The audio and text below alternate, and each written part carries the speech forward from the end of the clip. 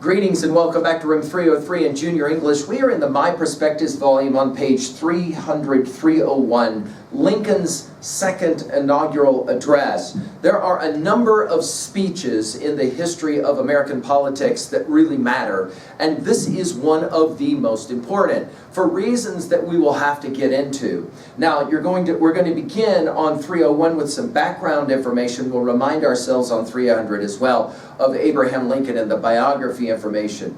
I want you to comment in your annotations as you do this reading on the rhetorical approaches that Lincoln will take to try to gain some sense of unity, because it was such a divisive time when he is giving the speech. We're going to work with professional reader here. Let's follow along and annotate. Second Inaugural Address by Abraham Lincoln. Speech. Background.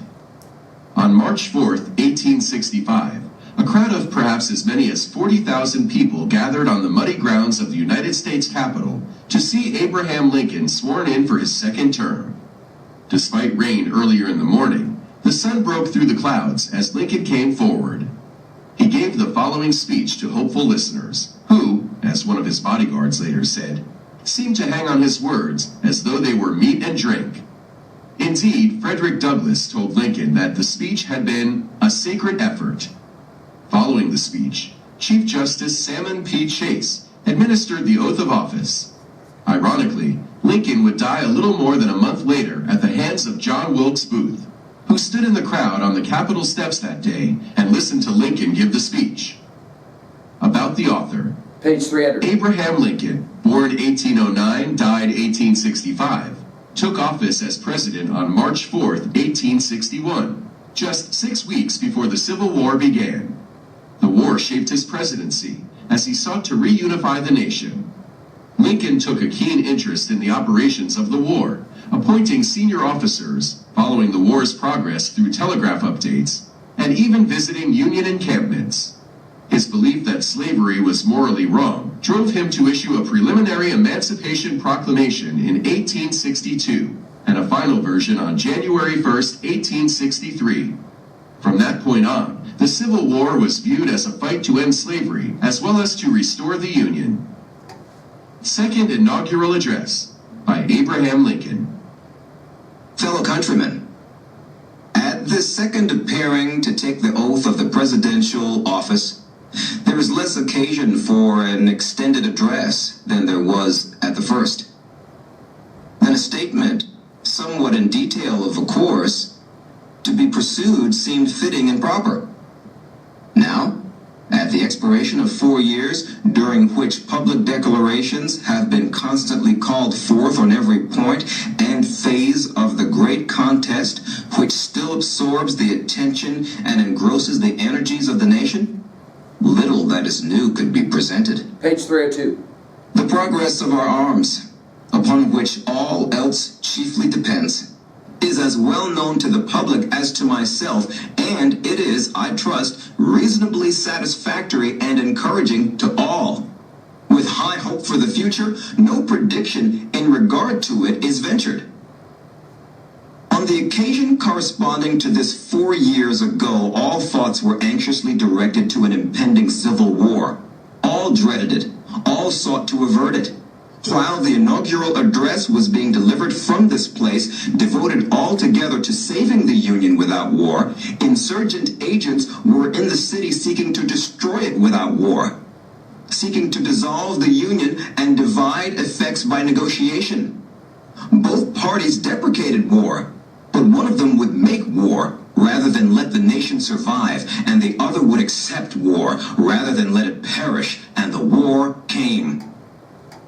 1/8 of the whole population were colored slaves, not distributed generally over the Union, but localized in the southern part of it. These slaves constituted a peculiar and powerful interest. All knew that this interest was somehow the cause of the war. To strengthen, perpetuate, and extend this interest was the object for which the insurgents would rend the Union even by war, while the government claimed no right to do more than to restrict the territorial enlargement of it. Neither party expected for the war the magnitude or the duration which it has already attained. Neither anticipated that the cause of the conflict might cease with, or even before the conflict itself should cease. Each looked for an easier triumph, and a result less fundamental and astounding. Both read the same Bible and pray to the same God, and each invokes his aid against the other. It may seem strange that any men should dare to ask a just God's assistance in wringing their bread from the sweat of other men's faces, but let us judge not that we be not judged. The prayers of both could not be answered. That of neither has been answered fully. The Almighty has his own purposes. Woe unto the world because of offenses, for it must needs be that offenses come. But woe to that man by whom the offense cometh. If we shall suppose that American slavery is one of those offenses which, in the providence of God, must needs come, but which, having continued through his appointed time, he now wills to remove, and that he gives to both North and South this terrible war as the woe due to those by whom the offense came. Shall we discern therein any departure from those divine attributes which the believers in a living God always ascribe to him?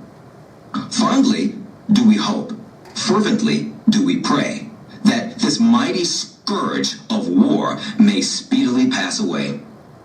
Yet if God wills that it continue until all the wealth piled by the bondsman's 250 years of unrequited toil shall be sunk, and until every drop of blood drawn with the lash shall be paid by another drawn with the sword, as was said 3,000 years ago, so still it must be said, the judgments of the Lord are true and righteous altogether. With malice toward none, with charity for all, with firmness in the right as God gives us to see the right, let us strive on to finish the work we are in, to bind up the nation's wounds, to care for him who shall have borne the battle and for his widow and his orphan, to do all which may achieve and cherish a just and lasting peace among ourselves and with all nations. Note it's significant the way that Lincoln will finish this speech by referencing all nations will take us back to our study of the Declaration of Independence. Let facts be submitted to a candid world, you'll remember. That idea, and it's always been an important part of American thought, that we're always being watched. Of course, in the early thinkers, and you can see the referencing here to religious themes, especially the idea of the Bible and God. God is watching, but then there's the rest of the world that's watching, and so notice the last word. Notice the interesting approach here, phrasing from the very beginning. One, notice he'll begin by saying that we don't have a lot to talk about. We don't need a long speech like we did the last time before the war actually began. He calls it a great contest halfway through paragraph number 1 at the top of page 302. He talks about the progress of our arms. That is to say, it was pretty clear at this point that the Union was going to triumph. So then in paragraph 2, notice he looks back. And as with his looking back, he says it, one of them would make war rather than let the nation survive. The other would accept war. So notice his word choice is interesting, make versus accept. In other words, we did not have a choice. Go back to our comments on the Declaration of Independence where Jefferson is saying the same thing. It's not that we want to declare, we don't have a choice. It is the right of the people to, again, alter and then, of course, abolish. And that wording, as we said in the Declaration, is so crucial. Here, Lincoln is doing something very, very similar. Then, starting in paragraph 3, which is this long paragraph, he goes right to the heart of the matter. What is really the cause for this war? And it, of course, is the fact that 1/8 of the whole population is slaves. And it's insane to imagine, he says, that we would allow for this to continue. Notice that he will then use the language of neither. Notice, neither party expected for the war the magnitude, neither anticipated. What's he doing with this neither? Both sides, north and south. Well, in an interesting way, he's bringing them together. He's uniting them in some fascinating way. We're all in this together, no matter what. Then we go to the word each, and then to the word both. Each looked for an easier triumph. Both read the same Bible and prayed to the same God. It is significant that it will be a speech like this that will explain in large measure why Martin Luther King Jr. will decide to give his I Have a Dream speech, and we've commented on that elsewhere at learnstrong.net, why he would give his speech right there at the foot of the Lincoln Memorial. Because Lincoln is playing the exact same game that King will play. Namely, of course, we're all going to be believers in a certain understanding of a religious text, the Bible, and then notice he quotes 3 times from it. Now, of course, reading this speech today, as Americans today, we obviously will have any number of comments on the heavy religious nature of this speech. And yet, it is significant that for Lincoln and for his audience, that's central to the reading of this text. Notice at least 3 times biblical referencing happening. And then, of course, the observation in the very end that we're hopeful that somehow we can do this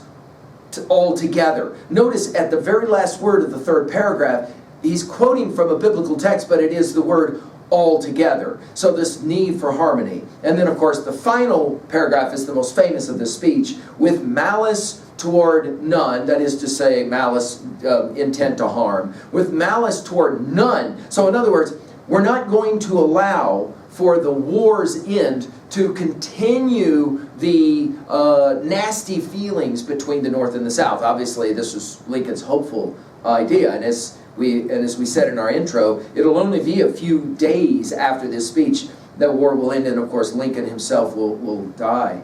With charity for all, again back to this united understanding, with firmness, conviction, in the right of God as gives us to see the right, let us strive on to finish the work we are in. This will sound very much, of course, like our study of the Gettysburg Address, obviously. To bind up the nation's wounds, he uses the idea of the what Whitman would call the wound dresser in one of his most famous poems. Yes, the idea of helping to sustain the wounds, and then to care for the soldier who shall have borne the battle, and for his widow and orphan, in other words, for the dead, for the fallen. We're back to Gettysburg again in the address. To do all which may achieve and cherish a just and lasting peace. In other words, this war, he's framing the whole experience of the war as something about you guys.